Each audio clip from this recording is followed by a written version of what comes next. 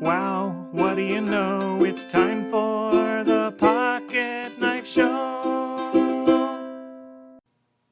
Hey, it's Mike on the mic again for another episode of the Pocket Knife Podcast.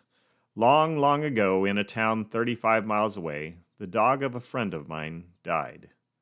Geraldine had loved her dog Fluffy, a long-haired Spitz adopted when she was in second grade, for many, many years, but had neglected her pet as she grew older.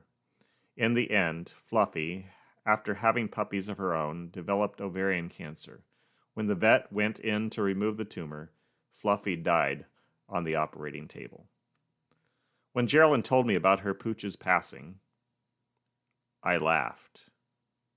Yes, I'm serious. I actually laughed out loud as my friend was grieving. I couldn't believe she was upset about an animal. It's just a dog. Dogs die. Not my best moment. I have since gone back and talked with Geraldine about this incident, apologized for my lack of empathy, and been absolved of my hard-heartedness. She was more gracious by far than I had been years ago. Every time I think of this incident, I cringe. And I think of it often. I think of it every single time a friend tells me about a dearly loved dog they've had to put down due to disease. I think of it every time someone's goldfish dies of old age. I'm reminded of my heartless attitude when a precious, loving cat loses its 9th life. I recognize now what my immature college self didn't get.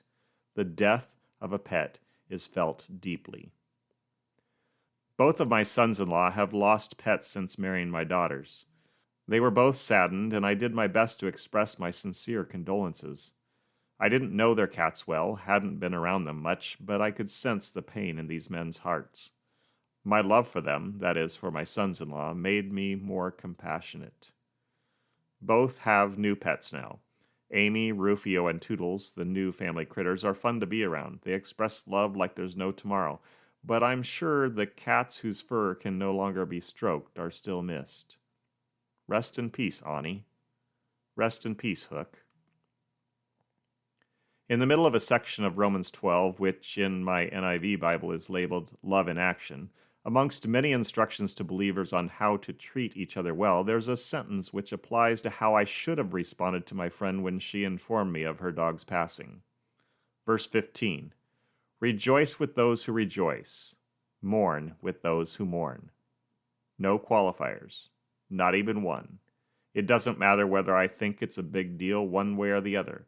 Rejoice with those who rejoice, mourn with those who mourn.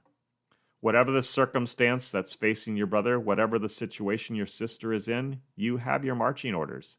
If someone's rejoicing, celebrate. If someone's saddened, commiserate.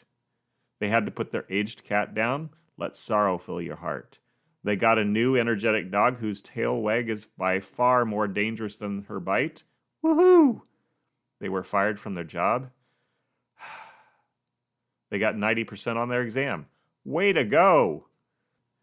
Rejoice with those who rejoice. Mourn with those who mourn. Simple enough, but I had to learn it the hard way. A woman in our church lost her little black dog recently. She mentioned it over the phone, noted he'd been hers for 11 years. She missed him. My response? I'm sorry for your loss. The death of a pet is hard. I guess you can teach an old dog new tricks.